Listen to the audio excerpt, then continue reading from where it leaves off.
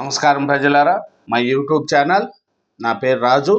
ఈరోజు ఈనాడు, ఆంధ్రజ్యోతి, సాక్షి 3 దినపత్రికల్లోని తెలుగు వార్తలను చూద్దాం. చూసే ముందు నా ఛానల్ను సబ్స్క్రైబ్ చేయని వాళ్ళు ఉంటే దయవుంచి సబ్స్క్రైబ్ చేసుకోండి, నా వీడియోను లైక్ చేయండి. ఈరోజు వార్తల ముఖ్యాంశాలను చూసుకుంటే కర్ణాటకలో జరిగిన తొక్కిసలాట ఘటనపై హైకోర్టు సీరియస్గా తీసుకునింది. అక్కడ పోలీసు ఆఫీసర్ను కూడా సస్పెండ్ చేసింది.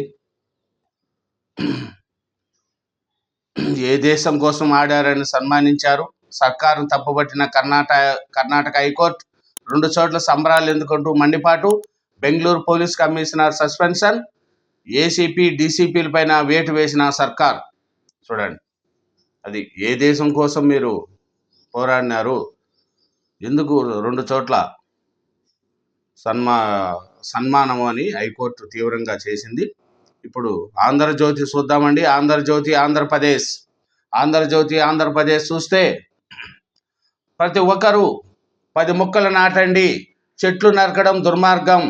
గత ప్రభుత్వం 5 ఏళ్ళు అదే పని చేసింది. ముఖ్యమంత్రి చంద్రబాబు నాయుడు గారు. నేటి సీఎం హెలికాప్టర్లో వెళుతున్న కింద ఉన్న చెట్లు నరికేశారు. కొన్ని దేశాల్లో హత్యానేరంతో సమానము. వాటిని పెంచి సర్కారు స్వచ్ఛమైన గాలిని ఆశించడం సమంజసమా? ఇంకా రాష్ట్రంలో గ్రీన్ సర్క్యులర్ ఎకానమీ 2029 నాటికి 37% పచ్చదన లక్ష్యం. సిడ్ రాక్తో ఆడబిడ్డల పర్యావరణానికి దోహదపడాలి. పర్యావరణ దినోత్సవం బాబు పిలుపు. చెట్లు మనిషికి ఆధారం. ఆనవాళ్లు పవన్ కళ్యాణ్. అమరావతిలోని అనంతవరంలో మొక్కలు నాటిన సీఎం, డిప్యూటీ సీఎం. చూడండి, వచ్చే అక్టోబర్ 2 నాటికి 17 కార్పొరేషన్లు, వచ్చే ఏడాది జూన్ 5 నాటికి మొత్తం రాష్ట్రంలో సింగిల్ ప్లాస్టిక్ రహితంగా మారుస్తాము. 175 నియోజకవర్గాల్లోనూ నగర వనాలు ఏర్పాటు చేస్తాము. సీఎం చంద్రబాబు. ఈ ఏడాది 1 కోటి మొక్కలు నాటడం లక్ష్యంగా పెట్టుకుంటా వచ్చే వన మహోత్సవంలో ఈ అనుభవాలు పంచుకుంటా డిప్యూటీ సీఎం పవన్ కళ్యాణ్. అది అసలు నెయ్యే కాదు. వైసీపీ హయాంలో టీటీడీకి కల్తీ సరుకు సరఫరా. పామాయిల్, కెమికల్స్, ఇతర ముడి పదార్థాలతో తయారీ సరఫరాలో బోలే బాబా డైరీదే కీలక పాత్ర. సిట్ ఏఆర్ డైరీని ముందుంచి తెర వెనుక వ్యవహారము. బెయిల్ పిటిషన్లు కొట్టేయండి. హైకోర్టులో సిబిఐ స్టాండింగ్ కౌన్సిల్ వాదనలు. చూడండి, హైకోర్టు ఇది టీటీడీది నెయ్యిది గురించి, అది కల్తీ నెయ్యి అని చెప్పి సిట్టు విచారణ తేలింది. హైకోర్టులో వాళ్ళు బెయిల్ కొట్టేయండి అని కౌన్సిల్ వాదన వినిపించింది. ఇంకా చూస్తే సాక్షి వైసీపీ సొంత పత్రిక అనేది బహిరంగ రహస్యమే. ఇప్పుడు ఆ ముసుగును పూర్తిగా తొలగించేశారు. రాజకీయ లబ్ధి, వ్యాపార వృద్ధి కోసం పార్టీ నేతలు, పత్రికా ప్రతినిధులు కలిసికట్టుగా పనిచేయాలని జగన్ ఆదేశించారు. అధికారంలో ఉండగా రోత పత్రిక సర్క్యులేషన్ పెంచుకోవడానికి వాలంటీర్లు, ఐపాక్ వ్యూహాలను వాడుకున్నారు. ఇప్పుడు అధికారం లేదు, వాలంటీర్ లేరు. దీంతో ఆ పార్టీ నేతలకే ఆ బాధ్యత అప్పగించారు. ఒక పత్రిక ప్రతినిధులు అదే పత్రిక యజమాని, అధ్యక్షుడు తన నడిపే పార్టీ నేతలు కలిసి కూర్చొని చర్చించుకున్నారు. ప్రభుత్వంపై బురద జల్లడమే లక్ష్యంగా సమన్వయంతో పనిచేయాలని తీర్మానించారు. కలిసికట్టుగా బురద జల్లుదాం. ముసుగు తొలగించిన వైసీపీ పత్రిక, పార్టీ నేతలతో సమన్వయ భేటీలు. చూడండి, సాక్షి పత్రిక జగన్మోహన్ రెడ్డి గారిది అందరికీ తెలుసు. అది ప్రభుత్వానికి ఎప్పుడు కూడా వ్యతిరేకంగానే రాస్తూ ఉంటుంది. మంచి అనేది ఆ పత్రికలో రాయదు. కాబట్టి పత్రిక వాళ్ళదే, పార్టీ వాళ్ళదే. వాళ్ళు ఏం రాసుకున్నా అది ప్రభుత్వానికి ఎప్పుడు కూడా వ్యతిరేకంగానే రాస్తూ ఉంటుంది. ప్రభుత్వాన్ని బదనాం చేయడం లక్ష్యం. సాక్షి పత్రికలో ఏది పడితే అది రాసేయాలి. చిన్న సమస్యను పెద్దగా చూపించాలి. ప్రభుత్వ వైఫల్యాలు చిత్రీకరించాలి. పరస్పరం సమాచారం పంచుకోవాలి. రోత పత్రికల వార్తలు రాగానే వైసీపీ పరంగా రాజకీయ ఆందోళనలు. జగన్ ఆదేశాల మేరకు ఉమ్మడి భేటీలు. తిరుపతిలో జరిగిన తొలి సమావేశం. భూమన, చెవిరెడ్డి, రోజా సహా పలువురు నేతలు హాజరు. సమస్య చిన్నదైనా సరే భూతద్దంలో చూపించాలి. దీన్ని సర్కారు దృష్టికి తీసుకెళ్తున్నట్లు కాకుండా పాలకుల వైఫల్యంగా చిత్రీకరించాలి. ప్రభుత్వాన్ని బదనాం చేయాలి. ఇది జగన్ రోత పత్రిక. ఆయన పార్టీ ఉమ్మడి వ్యూహం. సర్క్యులేషన్ పెంచుకోవడంతో పాటు కూటమి ప్రభుత్వంపై తీవ్ర స్థాయిలో విరుచుకుపడేలా తీర్మానము, జిల్లాలు ప్రాంతాల వారీగా పార్టీ పత్రికా సమావేశాలు పెట్టి మరీ కార్యాచరణ నిర్దేశం అధికారులు ఉండగా సొంత మీడియాకు ప్రభుత్వ ధనాన్ని దోసిపెట్టారు. అధికారం పోగానే ప్రభుత్వంపై బురద జల్లడమే పార్టీ పత్రిక లక్ష్యంగా మార్చారు. చూడండి, సాక్షి పత్రిక యొక్క వ్యవహారం ఇది అండి. ఇంకా చూస్తే మావోయిస్ట్ అగ్రనేత సుధాకర్ ఎన్కౌంటర్, బీజాపూర్లోని నేషనల్ పార్క్ ప్రాంతంలో కూల్చివేత, తప్పించుకుంటే అగ్రనేతలు బండి ప్రకాష్, పాపారావు, దళపతి నంబాలను కోల్పోయిన నక్సల్స్ మరో పెద్ద దెబ్బ. కేంద్ర కమిటీ సభ్యుడు, పొలిటికల్ స్కూల్ ఇన్ఛార్జి, చూడండి, మావోయిస్ట్ అగ్రనేత సుధాకర్ ఎన్కౌంటర్ అయ్యారంట. మావోయిస్ట్ అగ్రనేత సుధాకర్ ఎన్కౌంటర్ అండి. ఆయన బీజాపూర్లోని నేషనల్ పార్క్ ప్రాంతంలో కాల్చివేత అంట. ఈ సుధాకర్ గారు ఒకసారి మన ప్రభుత్వంతో చర్చలు జరిపినప్పుడు కూడా, ఆయన అప్పుడు రాజశేఖర రెడ్డి గారు ఏమో సీఎంగా ఉన్నప్పుడు వచ్చి ప్రభుత్వం తరఫున, ఆయన నక్సల్ తరఫున వచ్చి దాంట్లో సమావేశాల్లో పాల్గొని పోయారు. తప్పించుకుంటా అగ్రనేతలు బండి ప్రకాష్, పాపారావు, దళపతి నంబాలను కోల్పోయిన నక్సల్స్కు మరో పెద్ద దెబ్బ. కేంద్ర కమిటీ సభ్యుడు, పొలిటికల్ స్కూల్ ఇన్ఛార్జి, 2004లో రామకృష్ణతో పాటు శాంతి చర్చలకు వచ్చిన నేత. అది నేను అప్పుడు చెప్తే కదా. స్వస్థలం ఏలూరు జిల్లా సత్యవోలు బెజవాడలో ఆయుర్వేద విద్య అభ్యసిస్తూ పోరులోకి, తలపై 1 కోటికి పైగా రివార్డు. చూడు, మావోయిస్ట్ అగ్రనేత సుధాకర్ ఎన్కౌంటర్ అంటండి. ఆయన దళపతిని కోల్పోయి అసలే కష్టాల్లో పడిపోయిన మావోయిస్టు పార్టీకి మరో గట్టి ఎదురు దెబ్బ తగిలింది. ఛత్తీస్గఢ్లో బీజాపూర్ జిల్లాలో ఇంద్రావతి నేషనల్ పార్క్ అటవీ ప్రాంతంలో గురువారం జరిగిన ఎన్కౌంటర్లో మరో అగ్రనేత, కేంద్ర కమిటీ సభ్యుడు తెంటు లక్ష్మీ నరసింహాచలం ఆలియాస్ సుధాకర్ గౌతమ్ 65 సంవత్సరాలు మృతి చెందారు. ఉమ్మడి ఆంధ్రప్రదేశ్లో వైఎస్ రాజశేఖర రెడ్డి ప్రభుత్వంలో 2004లో మావోయిస్టు పార్టీ జరిపిన చర్చల్లో ప్రతినిధిగా సుధాకర్ పాల్గొన్నారు. ఇంకా చూస్తే తిరుపతికి చేరిన లిక్కర్ లింకులు, తిరుపతికి చేరిన లిక్కర్ లింకులు 2 రోజులు సిట్ అధికారుల విచారణ. చంద్రగిరి, తిరుపతిలో సమాచార సేకరణ. అరెస్ట్ చేయాలనుకుంటే నేనే వస్తా, చెవిరెడ్డి భాస్కర్ రెడ్డి. చేసిన వాళ్ళ తప్పులు అప్పుడప్పుడే ఇంకా బయటపడుతున్నాయి. చెవిరెడ్డి భాస్కర్ రెడ్డి గారు అరెస్ట్ చేస్తే నేనే వచ్చి లొంగిపోతా అనే కాడికి వస్తున్నారు. ఎందుకంటే వైసీపీ ప్రభుత్వంలో జరిగిన ఈ స్కాములు చేయాలంటే ఇంక 10 సంవత్సరాలు పడుతుంది. వీటిని కంప్లీట్ చేయాలంటే అంత అద్మానంగా జరిగింది. ప్రధాని ఆర్థిక సలహా మండలి చైర్మన్గా మహేందర్ దేవ్, ఏపీకి చెందిన ఆర్థికవేత్తకు ప్రతిష్టాత్మక పదవి, నేడు బాధ్యతలు స్వీకరించే అవకాశము. చూడండి, ప్రధాని ఆర్థిక సలహా మండలి అంట, చైర్మన్గా మహేంద్ర దేవ్, ఏపీకి చెందిన ఆయన ఆర్థికవేత్తకు మంచి పదవి, ప్రతిష్టాత్మక పదవి, నేడు బాధ్యతలు స్వీకరించే అవకాశం. రాష్ట్రంలో మరో 11 కోవిడ్ కేసులు. నెల్లూరులో 6, కర్నూలులో 4, విశాఖలో 1. చూడండి, కోవిడ్ మళ్ళీ రాష్ట్రాల్లో మెల్లిగా వస్తుందండి. అది నేటి నుంచి మెగా డిఎస్సి 30 వరకు రోజు 2 సెషన్లలో పరీక్షలు. గంటన్నర ముందు కేంద్రానికి అనుమతి. ఆల్ టికెట్, ఫోటో గుర్తింపు కార్డు తప్పనిసరి. పెన్నులకు అనుమతి. పేపర్లు, ఎలక్ట్రానిక్ పరికరాలు నిషేధం. చూడండి, నేటి నుంచి మెగా డిసి అంట అండి. ఎప్పుడెప్పుడు ఎదురు చూస్తున్న ఆంధ్రప్రదేశ్లో ఈ నేటి నుంచి మెగా డిఎస్సి 30 వరకు ఉంటాయంట పరీక్షలు. గంట ముందే కేంద్రానికి అనుమతి వచ్చేట్టుగా చూడాలి. ఆల్ టికెట్, ఫోటో గుర్తింపు కార్డు తప్పనిసరి. పెన్నులకు అనుమతి. పేపర్లు, ఎలక్ట్రానిక్ పరికరాలు నిషేధము. చూడండి, జాబ్ గ్యారంటీకి యాడా నైపుణ్యము. ఖచ్చితంగా ఉద్యోగం వచ్చేలా డిప్లొమా విద్యార్థులకు అదనపు కోర్సులు. 10 సెక్టార్లో 24 రకాలు అందుబాటులోకి. అందుకోసం ప్రత్యేకంగా సిలబస్. ప్రాంతాలు, పరిశ్రమలు తగినట్లు కోర్సులు.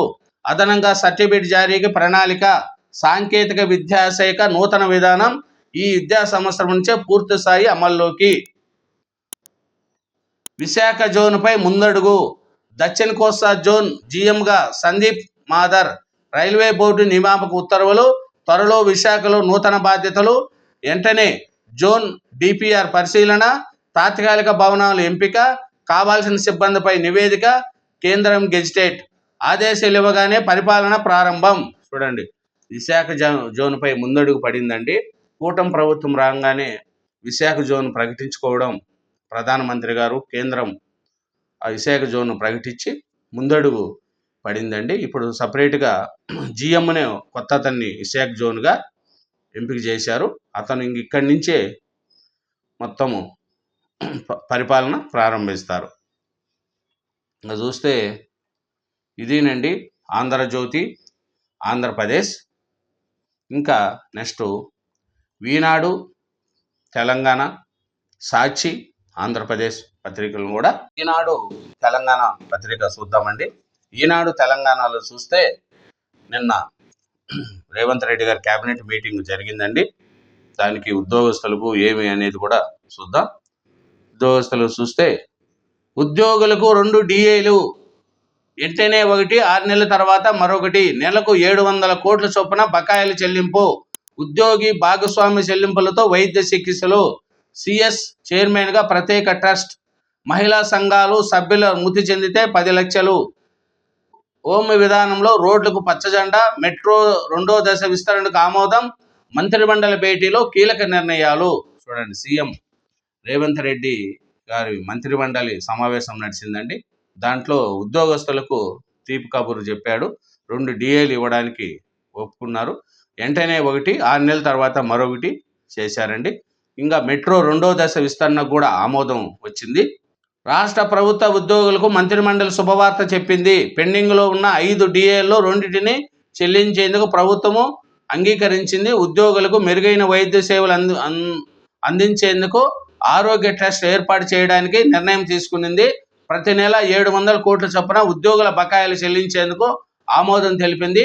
స్వయం సహాయక బృందంలోని సభ్యులు చనిపోతే వారి కుటుంబాలకు నేరుగా ప్రభుత్వమే 10 లక్షలు చెల్లించాలని నిర్ణయించింది. చూడండి, ఇది నిన్న మంత్రివర్గాల సమావేశంలో. అట్లే మెట్రో 2వ దశ విస్తరణకు కూడా ఆమోదం తెలిపింది.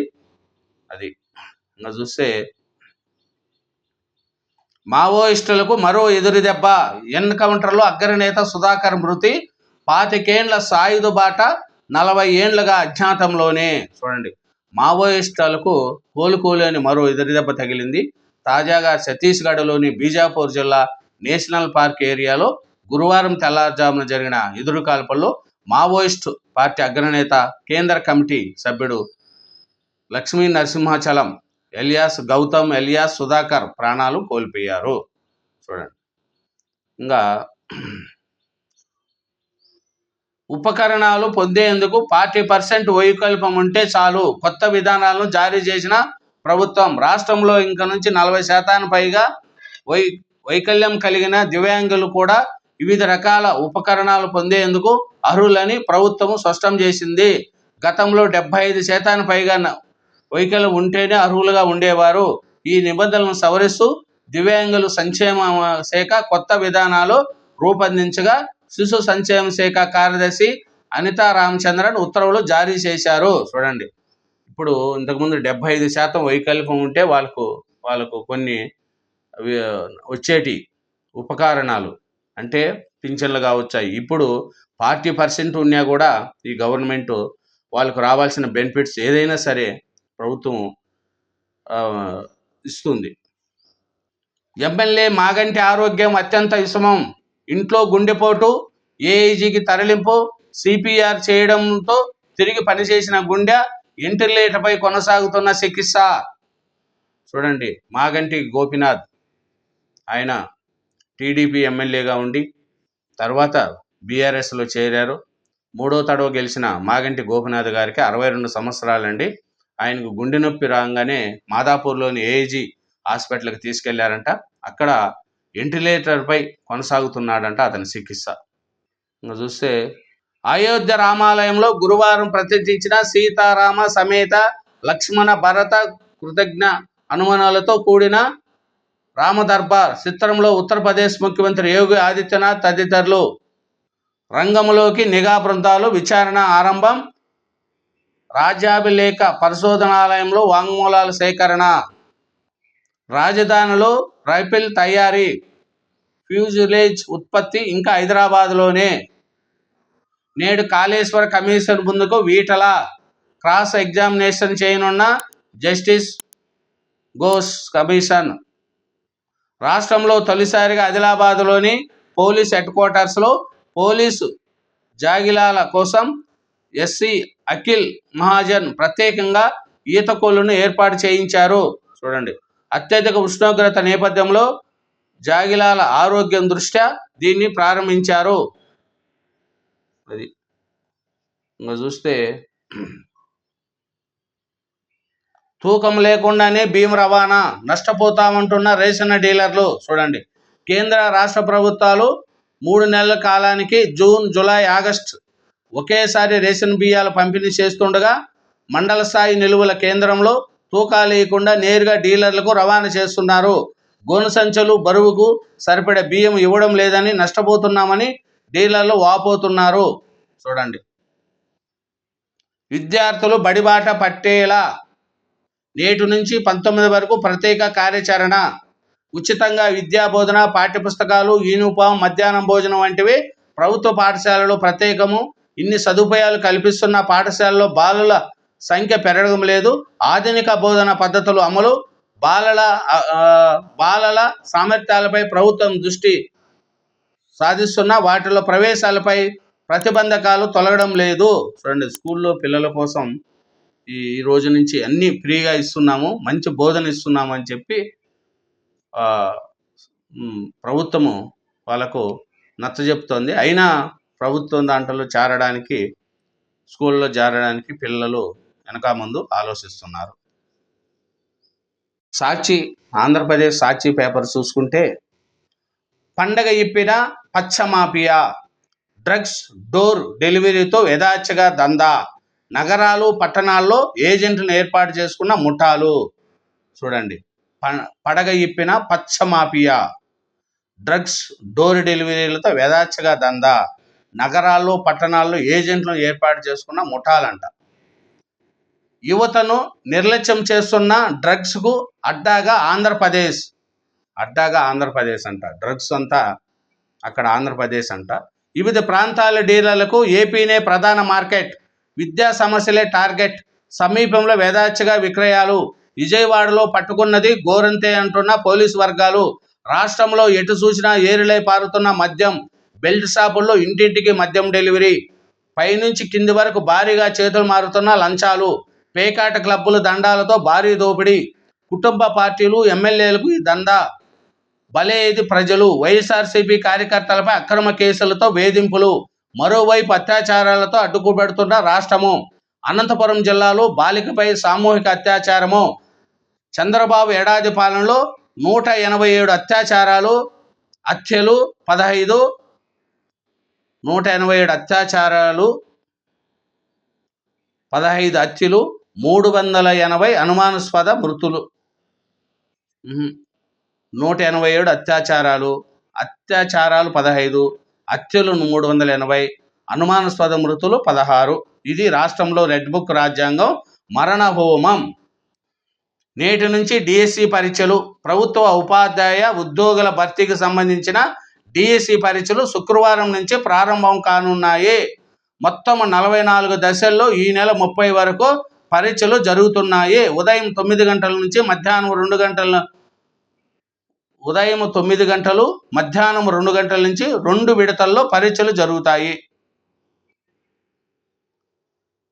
చిన్నస్వామి స్టేడియంలో తొక్కిసలాటకు బాధ్యత లేని వారిలో ఎవరిని విడిచిపెట్టొద్దని కర్ణాటక క్రికెట్ సంఘం ప్రతినిధులను అరెస్టు చేయాలని డీజీపీని కర్ణాటక సీఎం సిద్ధరామయ్య ఆదేశించారు.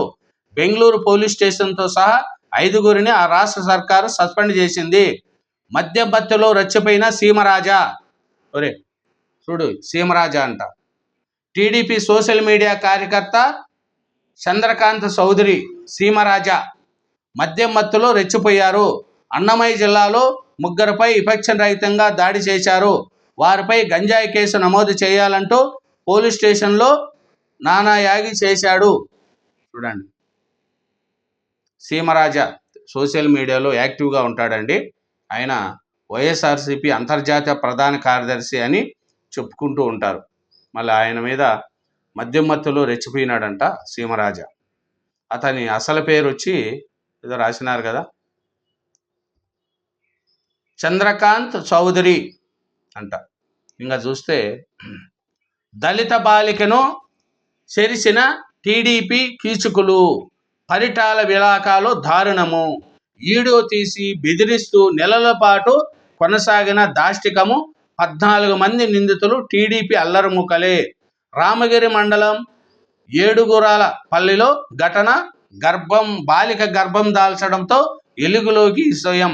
ఎమ్మెల్యే పరిటాల సునీత అండతో కేసు పక్కదోవ, ఎవరికి చెప్పొద్దని బెదిరింపులు, బాధిత బాలిక ఆమె తల్లి గురువారం అదృశ్యము. ఇందుకు పోలీసులు, స్థానిక టీడీపీ నేతలే కారణము. చూడండి, దళిత బాలికను చెరిసిన టీడీపీ కీచుకలు, పరిటాల విలాకాలో దారుణమంట, వీడియో తీసి బెదిరించారంట, నెలల పాటు కొనసాగిన దాష్టికమంట, 14 మంది నిందితులు టీడీపీ అల్లరిమూకలేనంట. దీనికి పరిటాల ఎమ్మెల్యే సునీత అండతో కేసు పక్కదోవ అని సాక్షి పేపర్లో రాశారండి. ఈ సాక్షిలో రాసేటి నిజాలే ఉంటాయో ఉండవో తెలియదు, కానీ ఏం జరిగినా టీడీపీ, ఏదన్నా జరుగు, చిన్నది ఎవడన్నా సైకిల్ దిగి పడిపోతే కూడా టీడీపీ వాడే అని రాస్తారు. ప్రతి ఒక్క దానికి టీడీపీ. చూడండి, డ్రగ్స్ టీడీపీ, పచ్చ దళితను టీడీపీ. ఇంకా చూడండి, వైఎస్ఆర్సీపీ నేత దారుణ హత్య, బైక్పై వస్తుండగా మాజీ ఎంపీటీసీపై దుండగలు ఘాతుకము, మినరల్ వాటర్ కోసం వెళ్తుండగా కాపు కాసి దాడి, తలపై బండరాళ్లతో విచక్షణరహితంగా మోడీ హత్య, ఘటనా స్థలంలో మృతి. కర్నూలు జిల్లా ఓరుకొల్ల మండలంలో ఘటన, కానిస్టేబుల్పై అధికార జులం, శ్రీకాళహస్తి ఎమ్మెల్యే సతీమణి డ్రైవర్ దాడి, వాహనాల తనిఖీల్లో ఆపినందుకు రెచ్చిపోయిన డ్రైవర్, సోషల్ మీడియాలో వైరల్. మరి చూస్తే మావోయిస్టు కేంద్ర కమిటీ సభ్యుడు సుధాకర్ ఎన్కౌంటర్, మరో కీలక నేతను కోల్పోయిన మావోయిస్టు పార్టీ కేంద్ర కమిటీ సభ్యుడిగా కొనసాగుతున్న సుధాకర్ ఛత్తీస్గఢ్ ఇంద్రావతి అటవీ ప్రాంతంలో వెదురు క్రాపల్లో మృతి. సుధాకర్ అసలు పేరు తెంటు లక్ష్మీ నరసింహాచలం, ఏలూరు జిల్లా సత్యవోలు ఆయన స్వస్థలం. 2004లో ఏపీ ప్రభుత్వంతో శాంతి భద్రతలకు వచ్చిన సుధాకర్, అప్పుడు 2004లో వైఎస్ రాజశేఖర రెడ్డి గారు సీఎంగా ఉన్నప్పుడు శాంతి చర్చలకు వచ్చారండి ఈయన సుధాకర్ గారు. ఈయన నిన్న ఎన్కౌంటర్లో చనిపోవడం జరిగింది. ఇంకా చూస్తే లోకేష్ ఒత్తిడితోనే మూల్యాంకనంలో తప్పులు. చూడండి, వారం రోజుల్లో పూర్తి చేయాలని టీచర్లకు టార్గెట్, విద్యాశాఖ వైఫల్యం బట్టబయడంతో వారిపై చర్యలు. విద్యా వ్యవస్థను భ్రష్టు పట్టించిన మంత్రి లోకేష్ నైతిక బాధ్యత వహించి మంత్రి పదవికి రాజీనామా చేయాలని 10వ తరగతి విద్యార్థులు, వారి తల్లిదండ్రులకు క్షమాపణ చెప్పాలి. విద్యార్థి సంఘాలు డిమాండు, మంగళగిరిలోని పాఠశాల విద్యాభవన్ ఎదుట ధర్నా, వైఎస్ఆర్సీపీ సంఘీభావం. అది లోకేష్ ఒత్తిడితోనే మూల్యాంకనంలో తప్పులు చేసినారంట టీచర్లకు ఏం చదువుకోలేదా వాళ్ళు? లోకేష్ చెప్పంగానే వాళ్ళు తప్పులు చేసేస్తారా? లోకేష్ వాళ్ళని తప్పులు చేయమని చెప్తారా? రాస్తారు మరి, పేపర్ కదా వాళ్ళది. ఇప్పుడు టీచర్లు తప్పు చేస్తే అది గవర్నమెంట్ పరంగా వాళ్ళ మీద యాక్షన్ తీసుకోవడంలో తప్పు లేదు, కానీ లోకేష్ గారు చెప్తే వాళ్ళు తప్పులు చేసినారు, లోకేష్ను సస్పెండ్ చేయాలంటే ఇంకా అట్లయితే ఎవడు సీఎంగా చేయలేరు. మంత్రులుగా ఏ మంత్రులు ఎవరుండారు చెప్పండి? ఇప్పుడు దేవతల రాజధానిలో ఉండడం అదృష్టం. అమరావతిలో మియావాకి సహా అనేక దేశాల గార్డెన్లు ప్రపంచ పర్యావరణ దినోత్సవంలో సీఎం